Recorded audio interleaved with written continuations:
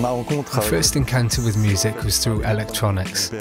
My father was an electrical engineer and his company was based at our family home, so I was really born into it. Valves and power amps, or the current travelling through a transistor. It's really electronics that brought me to sound as well as music. My first encounter with music, I was very young. I was lucky enough to go to a school whose curriculum was heavily music-based. That is to say that we would have normal lessons in the morning, then conservatoire in the afternoon, and at that time I was playing violin, classical conservatoire. In fact, I was a guitarist. I began playing when I was very young. My main musical influence was the group Yes. They play music that's quite progressive, and it always inspired me to play and learn the guitar in a way that was quite different to that of a typical music school education. I never went to the conservatoire. I'm very much self-taught. I always loved music. I always had a passion for music. I wanted to work in sound from a very young age. At 12 years old, I already knew that I wanted to be a sound engineer, and I would build silly things like CB radios and speakers in my bedroom. I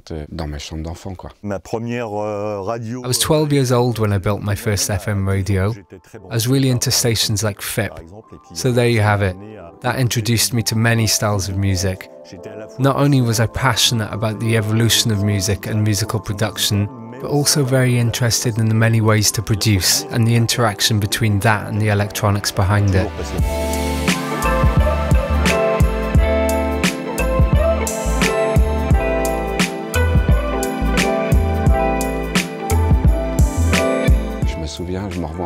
I remember, I can still see myself as a kid, with a broom pretending it was a microphone, dancing away to my CDs. There was really a physical side to it that was very important to me. I started to try to take pleasure from it, to join bands in high school, etc. So after, it became more and more important. Music began to take over and sound followed shortly after. And for quite down-to-earth reasons, for example, we had to record ourselves to make demos. I never had any lessons in electronics. I was 19 years old when I started to work in my father's research lab. I already knew how to solder before I could write my own name. So in a way, I didn't really deserve it. It's just something that happened naturally because I was passionate about music. It was the coupling of the two that brought me to sound engineering. What inspired me most was the engineering side of it. I think it really suits my temperament. A temperament that makes me want to research, to build, to find out how things work. That's really something I was always passionate about. It's the possibility to modify objects. That's what's interesting. The possibility to sculpt things. Today as much through digital means as analogic. I always loved that. Like the fact that when you put something into a preamp, what comes out the other side isn't necessarily the same thing. That's what's interesting. Music will always be a leitmotif because of its finality. It transmits emotion, it plunges you into universes where, for example, you walk in the street, you sit on a bench, you watch the world go by, it's banal. Then you put music to it and it becomes magical. It's cinema, it transforms.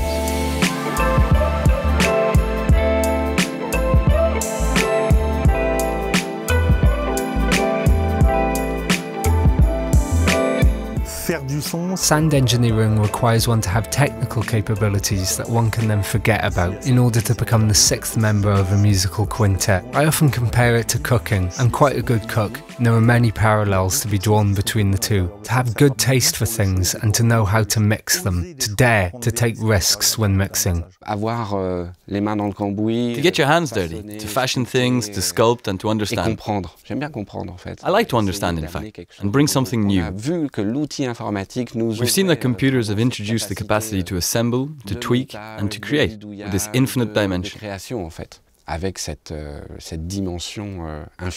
The technical part is very important, but it must be forgotten for the sake of the music. It's not just about moving faders at the right moment. There's a notion of colour, there's the taking of risks. In fact, it's these little incidents that bring a mix together.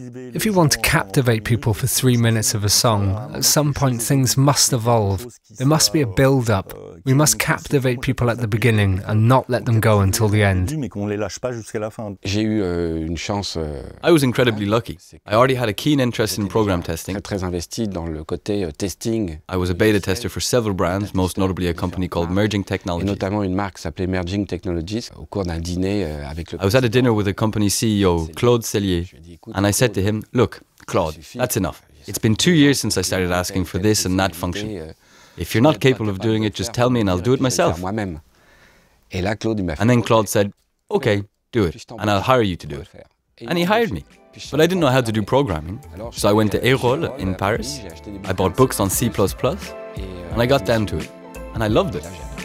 And that's how I created the first plugins, the first programs for Flux.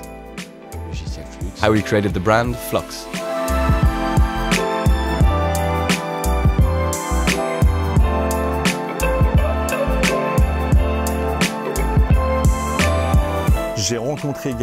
I met Gaël when working on a project that I was doing with William Scheller. I was taken aback because I met someone who was doing the same job as me but was also passionate about technology. We discovered things and we made technological advancements on something that was, at first, supposed to be very much music-based, but became both musical as well as very technical and technological as Gaël carried on from his excellent background with Flux by creating plugins of an excellent standard. Yves, he was my sound mentor. He had made albums that I regard to be mythical. We had the same vision of the world. We had the same desire to discover, to do new things, and that's what we did after. We did projects where we put ourselves in danger because we tried to set up things that were just impossible. And so voila, we really found ourselves wanting to create, wanting to build tools. I think it's because we speak the same language, the language of music. He has his vision of music through coding. Me, I have mine through the use of his tools. I said to him, what I'd like is for us to make a product together that's made for musical production where there are very few buttons, but when pressed, we can feel that something really happens, and very, very fast.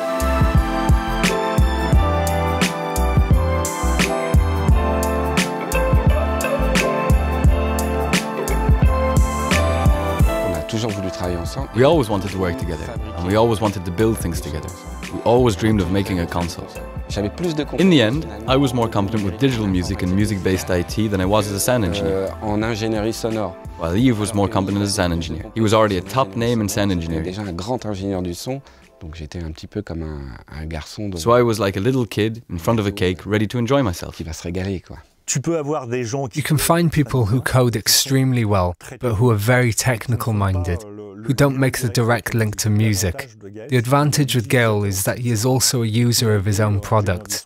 He was also a sound engineer, so I think that it's the facility, the fluidity of the language between us that has allowed us to create a product that's really efficient. And for me, that's a huge advantage. We've created a tool that I feel like I've always been waiting for.